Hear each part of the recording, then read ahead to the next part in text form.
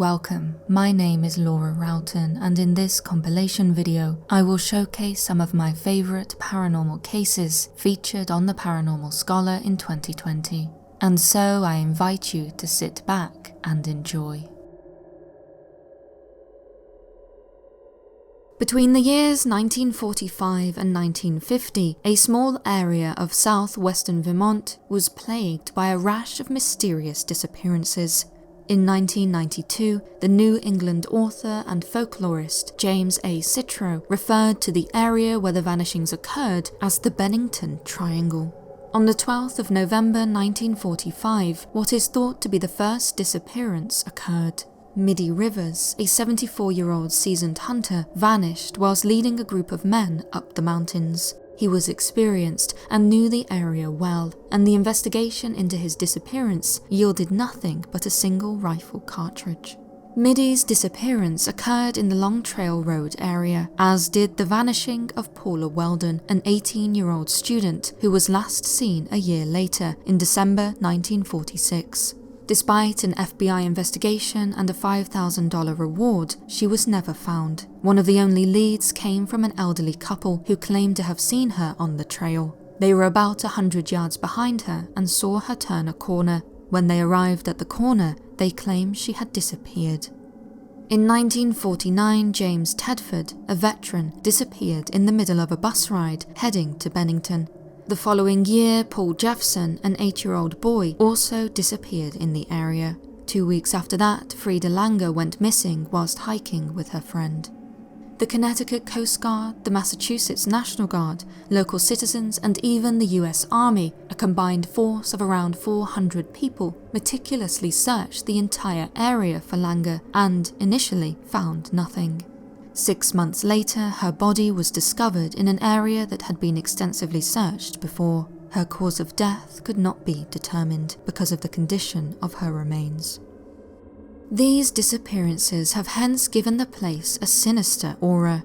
Unsatisfied by scant earthly explanations, some have looked to supernatural ones for the disappearances within the Bennington Triangle. One theory alludes to the existence of an aggressive Bigfoot creature. However, given the proximity that some of these disappearances happened to other people, one of whom was on a bus when he went missing, this explanation is hard to believe. Other explanations include extraterrestrial interference, with people having reported strange lights in the sky above the area, a possibility, perhaps, but near impossible to prove. Then there is the view that there is something mystical and perhaps even dangerous about the mountains in the area. Of course, those looking for more rational explanations see the disappearances as the handiwork of a malevolent individual active in Bennington at the time, and there is some evidence for this claim. When the bloodhounds were searching for Paul Jeffson, the trail grew cold at a highway, indicating that he might have been taken in a car. Also, Frida Langer's body was found at a place investigators had already searched, suggesting she had been moved there by someone involved.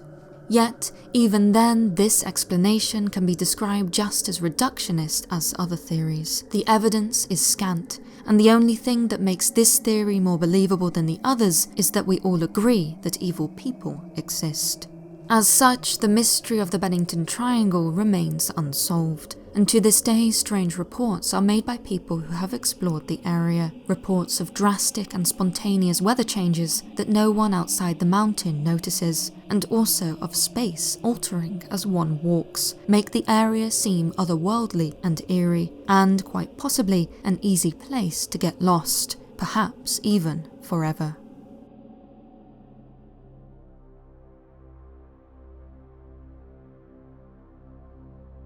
The demand for exorcists is rising exponentially. One of the countries that has seen the greatest increase in demand is the United States of America. According to Reverend Vincent Lampert of the Archdiocese of Indianapolis, when he was first appointed as an exorcist in 2005, he knew of only a dozen exorcists in the United States. This figure has since increased dramatically. Speaking in 2019, Reverend Lampart stated that there are at least 175 and more each year. There is no official data on the number of exorcisms performed every year. Neither is there a public record of precise numbers of exorcists. A few have spoken out publicly, but most prefer to remain anonymous to avoid being targeted. The church itself encourages its parishioners to seek medical or mental health assistance and reserves exorcism as a last resort. When all other options have been exhausted and thoroughly dismissed, then the church will help, with an exorcist being called to perform an ancient ritual. The fact that there has been such a dramatic increase in the need for this last resort treatment in recent times either indicates a scathing condemnation of medical professionals' abilities or a growing spiritual crisis. The story of Becky Parker, documented by Paulist Productions and reported on by ABC News in 2011, is a remarkable case of alleged demonic possession. Parker claimed to have been possessed by as many as 8 demons over several years. "I know what they look like. I know how big they are. I know where they are in my body." It is believed that Parker was especially susceptible to demonic possession, as she had experienced many trials and tribulations in her life, including abuse and decades of substance addiction, which left her emotionally and mentally vulnerable. Barbara Ganji, a documentary producer, first met Parker when she had employed her and others to do some landscaping work. Whilst working at her property, Parker had asked permission to use her bathroom. After she came out of the bathroom, Ganji claims to have witnessed a terrible transformation. Supposedly, Parker's eyes went dark, her face distorted, and she started snarling at Ganji. Rather disturbingly, she is said to have turned to Ganji and said, "You don't know what you are messing with. We hate you." After that, Parker fell to the floor and began writhing and screaming. Ganji was absolutely shocked to see her in such a state. In her mind, her condition could only have been caused by demonic possession. Thus, she contacted a local Catholic priest to come and administer the prayer of deliverance. Ganji filmed what happened next. "Speak, I command you, in the name of Jesus." Oh no! Leave. No! Sector. No! Leave now, I command. Oh, don't let her go. Stop! Stop it! Get her off me! Tell me your name in the name of Jesus Christ. Speaking later about how she felt during the ritual, Parker described how she hated the priest and wanted to hurt him. On video, Parker can be seen being restrained as she contorts violently, shaking, kicking, and screaming, seemingly doing all that she can to throw off those who are holding her. It is as though the priest's quiet words are causing her physical pain. As well as screaming and writhing in response to the ritual, Parker also supposedly spoke in different languages. When the first of the demons supposedly inhabiting her body was finally exorcised, she collapsed. This moment of liberation was, according to Parker, unlike any other type of relaxation she had ever felt before. After that, one by one, the demons were expelled. At the end of the news segment in which she is interviewed, Parker is reported as having been entirely delivered, having gone on to get married and start writing a book about her experiences. This chilling case was documented in 2011. Since then, the number of similar cases has only increased. Whatever the truth concerning demonic possession, it does seem to be a growing epidemic afflicting more and more people every year. For most, such as Becky Parker and others whose experiences have been documented on camera, there are happy endings. Yet, this is not so for everyone. In some other alleged instances, the possession is reported to have been so severe that the spiritual battle which followed cost the life of the exorcist involved.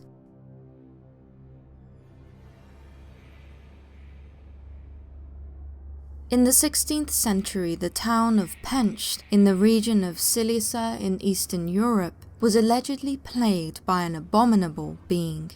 The people of the town believed that the creature was their own recently deceased resident, Johannes Conscious. The remarkable tale is reported on in An Antidote Against Atheism, a book published by the English philosopher Henry More in 1655. More describes Conscious as having been a highly regarded and wealthy man, who had served as an alderman for his town. Amongst his many possessions were 5 strong horses which he kept in his stables.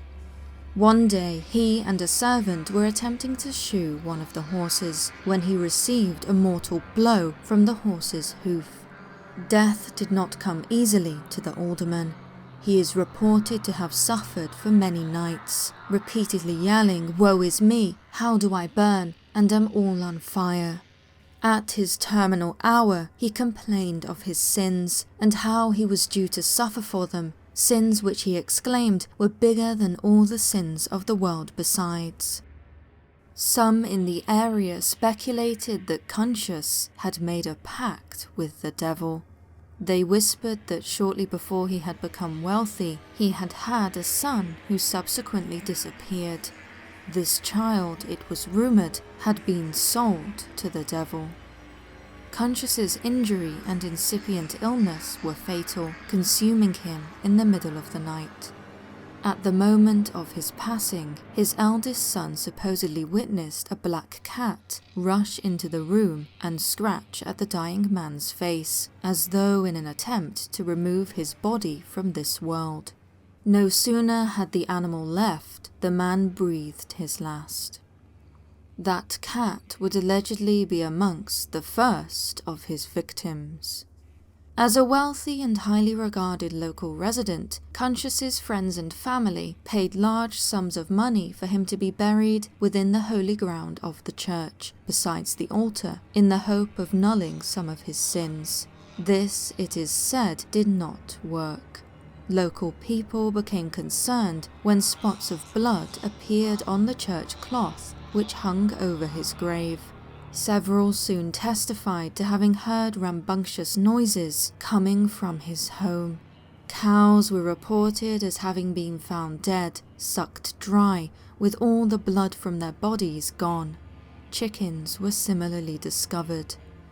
Some residents even attested to having seen their deceased neighbour gallop through the town on a horse.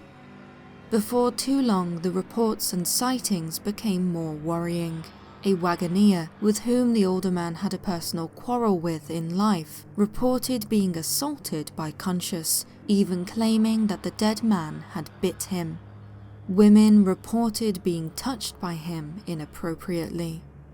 The people of the town suffered these assaults for months and were convinced that they were being plagued by the undead alderman.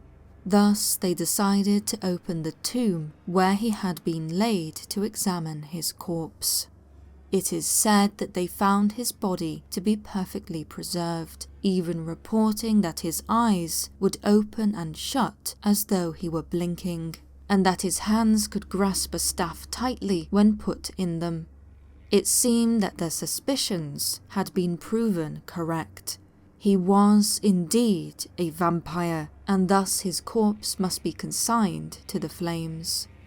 However, despite being lit upon a pyre, the alderman's body was reluctant to be burnt.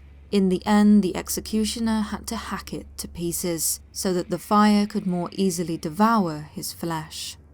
With his body burnt, the assaults are reported as having diminished. So, was Johannes Conscious an undead vampire? Many at the time were convinced. Skeptics, on the other hand, may consider this case to be a dismissible piece of folklore conjured up by illiterate peasants. Equally, a more disturbing explanation could be argued for, that Conscious, far from being a vampire, was actually still alive, sent into a coma after being hit by his horse.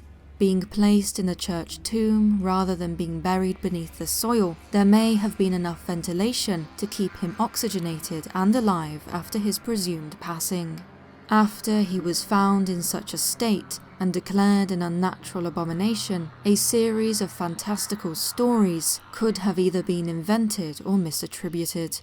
Whatever the case, vampire or not, the same miserable conclusion was ultimately reached for poor Conscious: a butchering upon a burning pyre. Ultimately, the truth of the matter is unclear. What is certain is that Conscious was not the only one claimed to be a vampire in history.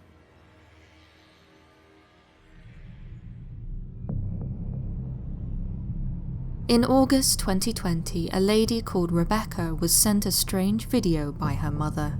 During a hike through the Mission Trail Park Nature Reserve in Carmel-by-the-Sea, California, her mother came across an ivy-clad great old house that looked to have been deserted for some time.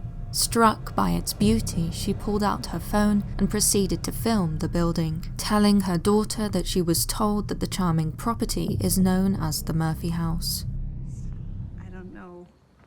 Who the Murphys were, but I don't think they've lived here for a while because it looks pretty deserted, but it must have been gorgeous in its stay. Absolutely, I could just imagine walking around here in some fancy dress or something, and just amazing. It's just beautiful. When Rebecca watched the video, far from sharing in her mother's awe, she was horrified by what she spotted in one of the upstairs windows of the house. Quickly uploading the video to TikTok for other users to comment on, she explained that there was an eerie face in the window, and that her mother may well have unintentionally caught a ghost on camera. And indeed, other users were quick to remark on the face also. Some users even claimed that as well as the child, there was a second figure in the window, a ghostly man's face directly behind it. The historic house, which was revealed to be Carmel's Flanders Mansion, or the Outlands, has been in the hands of the City Council since 1972. After it was sold by Grace Flanders, the lady who, along with her husband, had the 8,000 square foot cottage built some 50 years earlier. Chillingly, she and her husband only had a single child together, a boy who tragically died at the age of 11. Some claim that it was his spirit who watched Rebecca's mother from the window. With such a backstory and compelling video evidence, it is tempting to believe this ghost story. However, a day after uploading the original video, Rebecca posted a follow-up, in which the spectral figure was revealed to be a mannequin head and not the ghost of Grace Flanders' tragic son. Although undeniably still creepy, the doll, far from being paranormal, was found to be very much of this earth, and yet some still whisper that whilst the original claim of the video has been explained, with the face not being a ghost, the doll itself may be a haunted object. After all, if one looks closely, it may just be that it turns its head at the end of the video.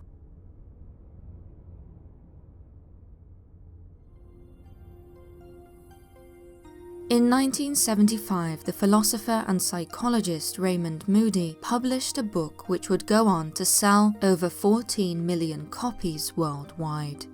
Life After Life is a groundbreaking study of near-death experiences and details the experiences of people who, despite being pronounced clinically dead, survived.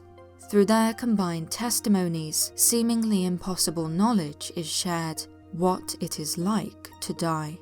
Perhaps surprisingly, the experience is described as being much more positive than one might expect, with those who experience NDEs left forever changed because of them.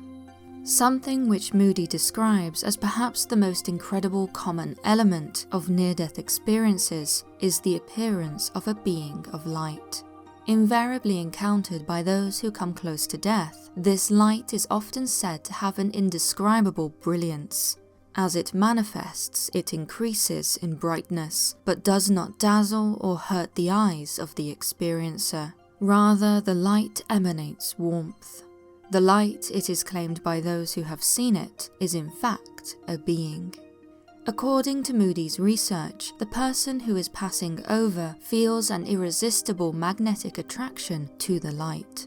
the person is comforted and feels utterly accepted by the being. One person, describing their experience to Moody, explained how it was beautiful and so bright, so radiant. It is a light of perfect understanding and perfect love. Shortly after its appearance, the being invariably communicates with the experiencer. It has been said that this communication happens telepathically, with thoughts being exchanged between the dying person and the being of light. Often the being is reported as asking questions such as, "Are you prepared to die?" Some of those taking part in Moody's study stated that they believed the being of light was an angel, there to guide them through the dying process. The experiences featured in Life After Life are not unusual. Many have reported angels being present during near-death experiences. In the words of a lady who developed a near-fatal infection after undergoing surgery, "Nearly dying changed me. I no longer saw the world the same way." Over the course of 4 days, she reportedly spent time between 2 worlds, being shown the vastness of the universe by several angels. According to her testimony, the angels she supposedly encountered during her near-death experience changed her life in a significant way.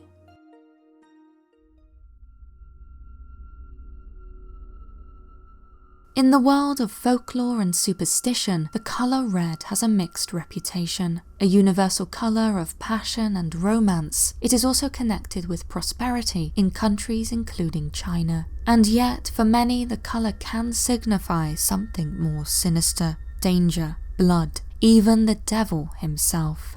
It is perhaps then no surprise that many paranormal entities are associated with the colour red. From the impish harbinger of doom, the Nain Rouge of Detroit, to red-eyed werewolves and bloodthirsty red-cap goblins. One such unearthly entity is the Red Man. Whether this being is one entity or many is unknown, but he has been sighted all across the world, most famously as L'Homme Rouge at Paris's Palais des Tuileries.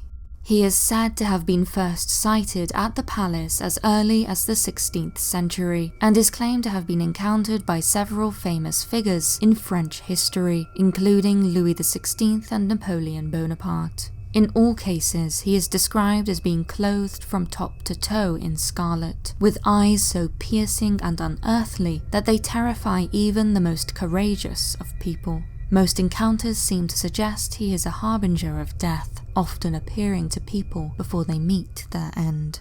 And so those who have not encountered the dreaded Red Man can sleep easy, surely. Well, for those who would desire to, it is said that the Red Man can be summoned through a ritual. The precise origin of the Red Man summoning ritual is unclear. Some say it originated in Japan, with red-cloaked entities being present in folklore there also. However, given the seemingly global reach of the Red Man, it is impossible to say either way. Whatever the case, those who have reported on the game warn against playing it, stating that the Red Man may very well be dangerous. Even so, the ritual is described as relatively easy to perform. The required equipment being a quiet room, a piece of paper, a writing implement, scissors, 5 candles, matches or a lighter, 2 mirrors, and red lipstick. It is said that the ritual must be performed at night. Make sure the curtains and the door are closed. It must also be quiet for the summoning to work. First, draw the simple shape of a man on the piece of paper and cut it out. Next, draw a line down the center of the man-shaped paper. On the left side of the man, write your name. On the right side, write Rubeus, meaning red in Latin. You should also draw a pair of eyes onto one of the mirrors using the red lipstick.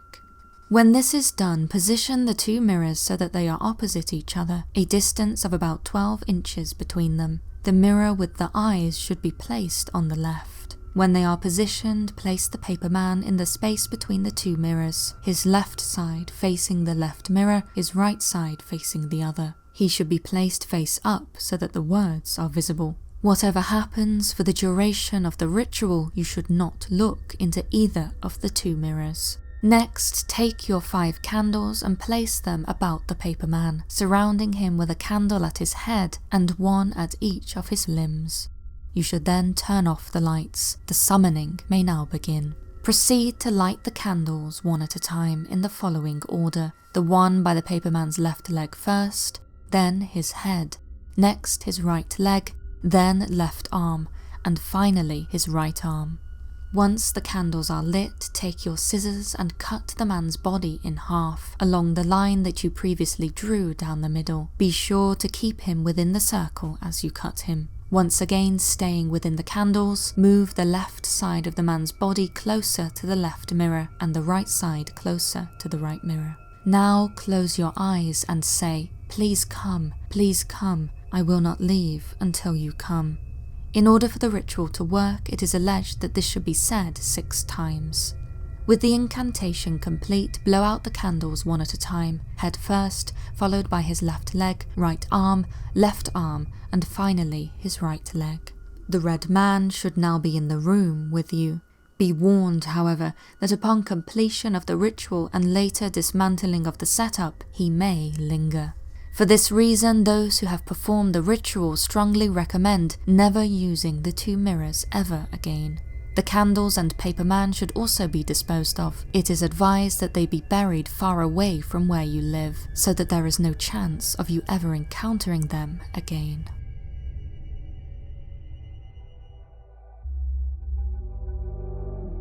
A watery kingdom of wondrous creatures. For centuries the oceans were considered to be the realm of monsters. Sea serpents and dragons, the fearsome kraken, the multi-headed hydra, and all manner of other terrible marine beasts were whispered to lurk in the earth's waters.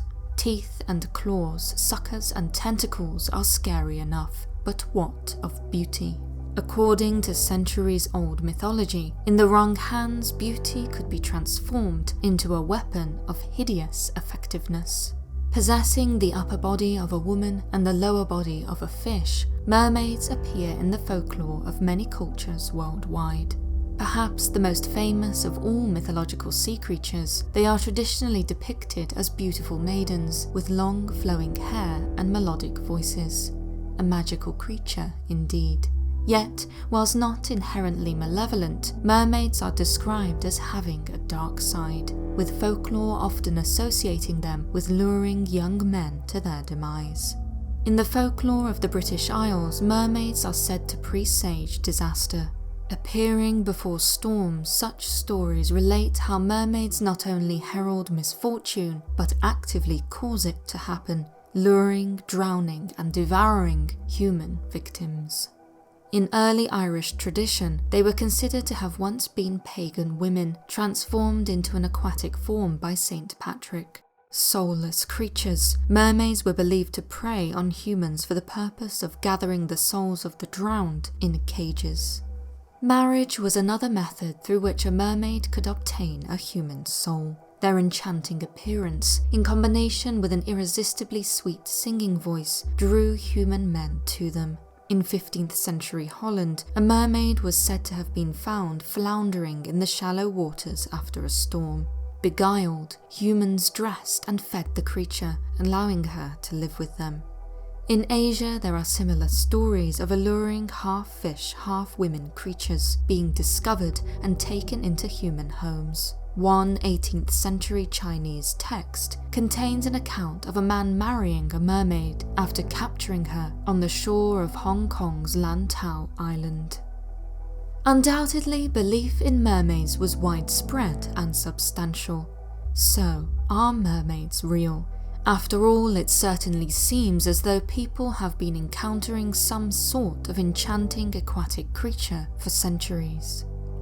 On the 8th of January 1493, the explorer Christopher Columbus was sailing near the Dominican Republic. Like many sailors before him, he claimed to have encountered mermaids. However, far from being beguiled by their beauty, he was rather surprised.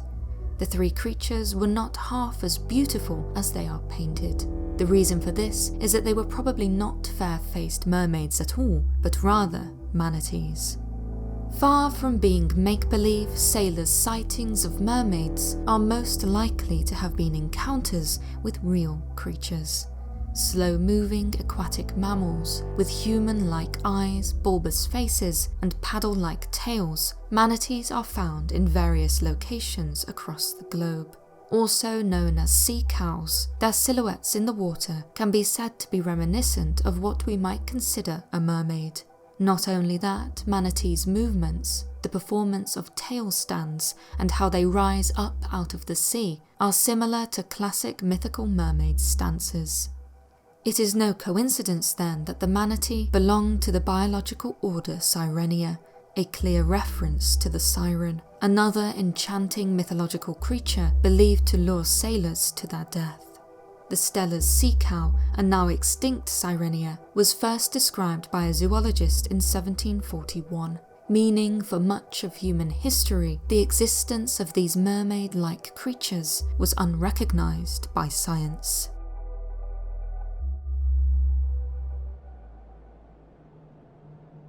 The Omen is a classic horror movie that has more than its fair share of real-life terror attached to it. The film is about a boy called Damien, who, after a series of mysterious happenings and violent events, is revealed to be the Antichrist. Robert Munger, the film's religious advisor and the man who had the idea for The Omen, is reported as having said, "If the devil's greatest single weapon is to be invisible, and you're going to do something which is going to take away his invisibility to millions of people, he's not going to want that to happen." And certainly, if reports are to be believed, it seems as though the devil did not want the movie to happen. Knowing that only bad might come from the film, Munger pursued the idea with missionary zeal, wanting people to know what the Bible said about the Antichrist. As early as October 1975, at the start of filming, the devil showed his displeasure. When the lead actor, Gregory Peck, was on his way to the UK to begin filming, his plane was struck by lightning and was very nearly sent to the bottom of the ocean, one of the plane's engines having caught fire. Weeks later, the producer was flying across the Atlantic when his plane was similarly struck. And as if lightning striking twice wasn't enough for Lucifer, the screenwriter's plane was also hit by a bolt on a separate occasion, and the producer was nearly struck by lightning whilst filming in Rome. Lightning was not the only weapon employed by the curse. Incendiaries, it is claimed, were also used. The Hilton Hotel in London, where some of the crew were staying, was blown up, as was the restaurant where they planned to eat. The near misses did not end there. A small jet that was hired by the production company was changed last minute to accommodate a Chinese trade delegation. The plane experienced a bird strike and crashed into the car that held the family of the pilot. 6 lives were lost that day. Of course, one could see the inverse of these near misses. Rather than being cursed, the film's production team experienced an extraordinary degree of good luck. Not everyone, however, can be said to have been so lucky. During filming at Windsor Safari Park, the car the actors were in did actually stall, and were indeed attacked by primates at the park. This terrifying and real scene is the one shown in the film. In addition to this, after filming finished at the park, one of the animal handlers that worked there was fatally attacked by a resident big cat. Then there was the horrific event that happened to the special effects designer John Richardson. He is said to have designed the scene in the film where one of the characters was decapitated. Reality imitated fiction during a car accident in the Netherlands. Richardson walked away, but his passenger did not, having met a similarly gruesome end to the one depicted in the film. Not only did this happen in the same year that The Omen was released, it supposedly occurred near a road sign that pointed to the city of Omen. Such a happening seems too chilling to be coincidental. Indeed, it is astonishing to see a film surrounded by so many tragedies. Some, like Hector Avalos, a professor of religious studies, has stated that the film was trying to make the devil visible, and so that's why Satan was trying to stop the film from being made.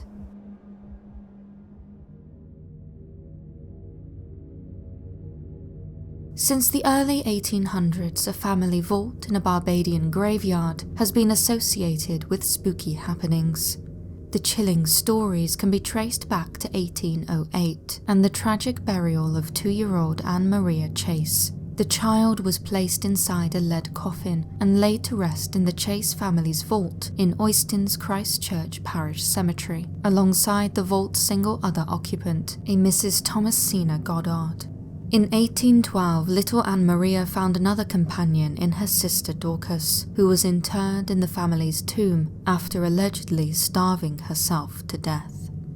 Death continued to plague the Chase family when Thomas Chase, the girl's father, was also interred in the vault, having been constructed from massive blocks of stone, cemented together so firmly that it looks as if they were hewn out of solid rock, and covered by a formidable slab of marble. The vault would have required 6 or 7 people to open it. As such, onlookers were shocked to discover that once the vault was opened to lay Thomas Chase to rest, the 3 coffins inside had moved.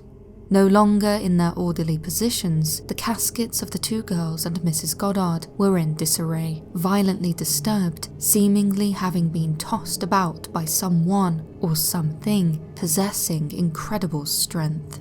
Similar disturbances were discovered in 1816 and 1819, when others were buried in the vault. By now, people were beginning to suspect either supernatural or malevolent earthly involvement, and so in 1820 an inspection of the vault was ordered by the island's governor. Despite the coffins having been returned to their original positions each time the tomb was unsealed, the dead were once again found scattered about the vault when it was opened for the examination. The vault was once again resealed, with various tamper-proof measures put in place. Fine sand was sprinkled on the floor so as to reveal the footprints of any intruders, and official government seals were stamped into the cement to indicate any unlawful opening. It remained sealed for several months. During this time, it is said that local people heard strange sounds and screams coming from within. When the vault was subsequently reopened, the coffins were once more found flung about the tomb. No one, however, had broken the seal, and the sand was undisturbed by footprints. With no earthly explanation for why this was happening, with earthquakes and other natural disturbances being ruled out as a cause, rumours of a curse began to circulate. Determined that the dead should rest, all the coffins were removed from the vault and reburied elsewhere in the cemetery. After this, with no coffins left to toss about, the phenomena ceased, and so the empty vault remains until this day, abandoned but not forgotten, filled only with ghost stories. Before we delve into the next case, I wanted to let you know that for the whole month of January, I am offering 25% off the download price of my documentary film In Search of the Dead with the promo code ISOTD21. For those of you who have not yet seen it, In Search of the Dead is a full-feature documentary that follows my journey of discovery in search of proof of life after death, from my trip to Romania to investigate what is said to be the most haunted forest in the world, to a historic haunted manor in Scotland. I interview renowned academics and shadow-experienced paranormal investigators in search of answers. It is 2 hours of discussion and exploration as I question not only whether or not it is possible for our consciousness to survive death, but also whether or not we are able to communicate with those who are now beyond the grave. I'm overjoyed to say that since its release at the end of 2019, In Search of the Dead has been well received, having good reviews and being nominated and officially selected for several film festivals. And so, if you love the paranormal and are interested in finding out more, click the card on screen now to watch the trailer. Remember to take advantage of my 25% off offer this month using the code ISOTD21. Simply head to the description of this video and click the link to purchase In Search of the Dead via Vimeo. Or equally, become a member of my Quill and Ink Society, both here on YouTube and on Patreon, and benefit from unlimited streaming of the film. Thank you.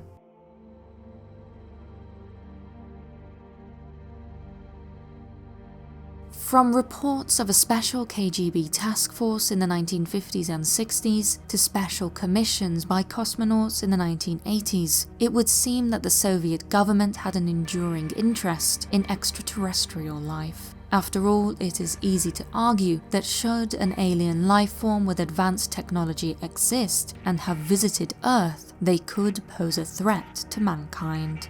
And according to some reports, this conclusion was not merely speculation, but based on bloody experience. On the 25th of May 1990, it is said that an encounter that took place between humans and aliens ended in death. In the 1990s, Turkmenistan, one of the Turkic republics of the former Soviet Union, was under strict control. Due to warfare in the region, the airspace was heavily regulated, with the area being divided and controlled by regional air defense armies. It was their duty to ensure that no unauthorized aircrafts operated in the area. The Turkmenistan town of Mary fell under the control of the 12th Air Defense Army, led by Colonel Anatoly Kirkchi. When he received reports of an unidentified aircraft above the town, he gave the command for 3 ground-to-air missiles to be fired at it. It was daytime, and the unknown aircraft, which was said to be a giant disc-shaped object, had appeared 1,000 meters above the town. There it hovered, being reddish-orange in color, with portholes around the rim, which was an estimated 300 meters in diameter. When the missiles fired at the ship, it is reported to have maneuvered with 3 beams of light shooting out from its port side. The light disintegrated the missiles. Kirkchi then gave the command for 2 two-seat interceptor aircraft to scramble. However, as they approached the ship, at a distance of about 1,000 meters, the aircraft were thrown to the ground by an invisible force. The 4 pilots were killed, and the planes utterly destroyed. In the aftermath of this terrible incident, Kirkchi was removed from his post and proceedings were instigated against him. Men had died on his watch, and Army Command wanted an explanation as to what had happened. However, it is claimed that the investigation was abruptly halted and all information connected to the case made secret. According to researchers, the squadron in which the 4 deceased pilots had served was disbanded. As for Kirkchi, his name was removed from the records, to make it look like no one of that name had ever existed in the Soviet Air Defense Forces. All traces of the incident were erased. Nearly. According to the work of one researcher who was able to get in touch with a high-ranking general, Kirkchi was relocated in the aftermath of the incident, and at the time of conducting his research, was in command of an air division in a northern territory that was off-limits to civilians because of its top-secret nuclear weapons testing activities. As such, many believe that the Turkmenistan incident of 1990 really happened, with it having been covered up by the KGB in the aftermath. The unidentified, presumably extraterrestrial spacecraft demonstrated military capabilities unlike anything known to Earth, costing the lives of 4 soldiers, and as such evidences the belief that aliens are not only here on Earth, but could very well pose a threat to our existence. Thank you for watching. If you enjoyed this and have not done so already, please subscribe for more of the paranormal. To watch the featured videos in full, you may find the corresponding links in the description. And don't forget, you can get 25% off my documentary this month by using the promo code ISOTD21. The link to the trailer is on screen now. Until next time.